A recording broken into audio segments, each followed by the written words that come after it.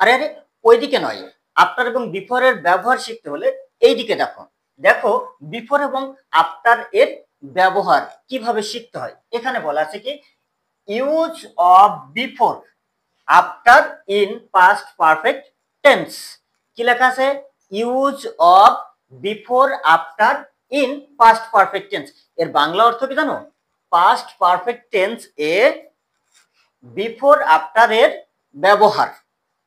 তাহলে বিফোর এবং আফটার এর ব্যবহার টেন্সে ব্যবহৃত হয়, পাস্ট পারফেক্ট টেন্স এ ব্যবহৃত হয়। তাহলে প্রথম প্রশ্ন, পাস্ট পারফেক্ট টেন্স কাকে বলে?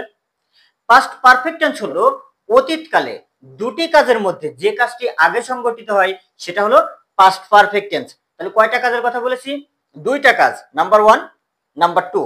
একটা যদি পাস্ট পারফেক্ট টেন্স হয় তাহলে আরেকটা কি? আরেকটা হচ্ছে পাস্ট ইনডিফিনাইট টেন্স। তাহলে অতীতে দুটি কাজের মধ্যে যে কাজটি আগে সংঘটিত হয় সেটা কি? Past perfect tense.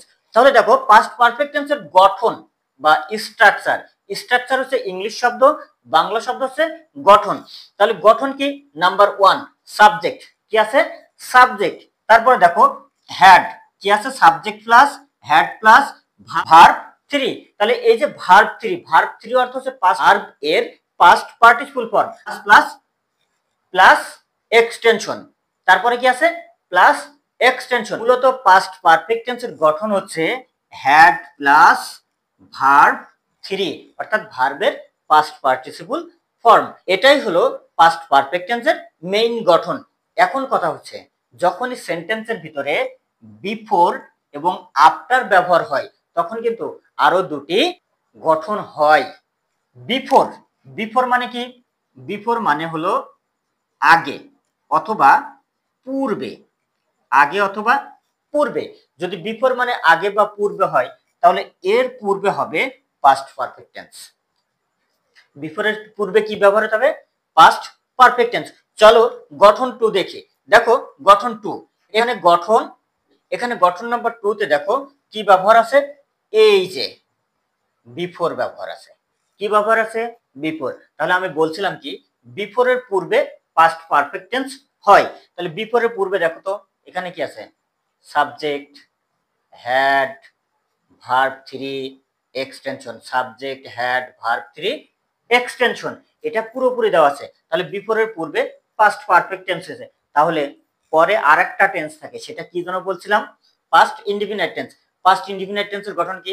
Subject plus verb 2। এই যে subject plus verb 2 plus extension. তাহলে সাবজেক্ট প্লাস ভার্ব 2, এটা হলো পাস্ট ইনডিফিনাইট টেন্স। এক্সাম্পলটা দেখো, he had reached the station. সে স্টেশনে পৌঁছেছিল। Dash the train left, train ছাড়ার পূর্বে। যেহেতু এখানে গ্যাপ আছে, এই গ্যাপে কি বসবে? প্রথমে হ্যাড প্লাস ভার্বের পাস্ট পার্টিসিপল ফর্ম রিচড আছে, তাহলে এই জায়গায় কি বসবে? এরপরে দেখো আরো দেওয়া আছে দ্য ট্রেন লেফট, এখানে ভার্ব 2 আছে আর এখানে সাবজেক্ট আছে। তাহলে এখানে কি বলা হয়েছে? বিফোরের প্রথম অংশ যদি পাস্ট পারফেক্ট টেন্স হয়, পরের অংশ পাস্ট ইনডিফিনাইট টেন্স। তাহলে এখানে নিঃসন্দেহে কি বসবে? বিফোর বসবে। কি বসবে? বিফোর বসবে। এরপরে দেখ আফটার, এরপরে কি আছে? আফটার। আফটার অর্থ কি? পরে।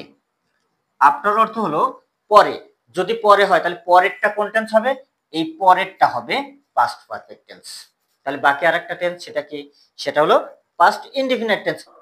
গঠন নাম্বার 3, এখানে বলা আছে subject plus verb 2 plus extension.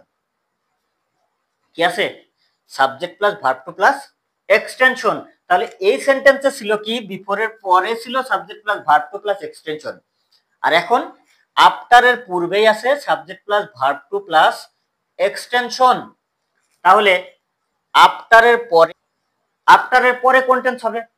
আফটারের পরে দেখো subject plus had plus verb 3 আছে। তাহলে আফটারের পরে কোন টেন্স বলছিলাম? আফটারের পরেরটা হবে পাস্ট পারফেক্ট টেন্স। বিফোরের পূর্বেরটা হয়েছে পাস্ট পারফেক্ট টেন্স আর আফটারের পরেরটা হয়েছে পাস্ট পারফেক্ট টেন্স। উদাহরণ কি দেওয়া আছে? আই ওয়েন্ট টু বেড, আমি বিছানায় গিয়েছিলাম। Dash I had completed my homework, আমার বাড়ির কাজ শেষ করার পরে। তাহলে এখানে কি রয়েছে, হ্যাড প্লাস ভার্ব থ্রি আছে। আবার এই পাশে কি আছে, ভার্ব টু আছে। তাহলে এখানে কি ব্যবহৃত হবে, বিফোরের পূর্বে হ্যাড প্লাস ভার্ব থ্রি ছিল, আর এখানে পরে আছে হ্যাড প্লাস ভার্ব থ্রি, এখানে কি ব্যবহৃত হবে, আফটার ব্যবহৃত হবে, আফটার।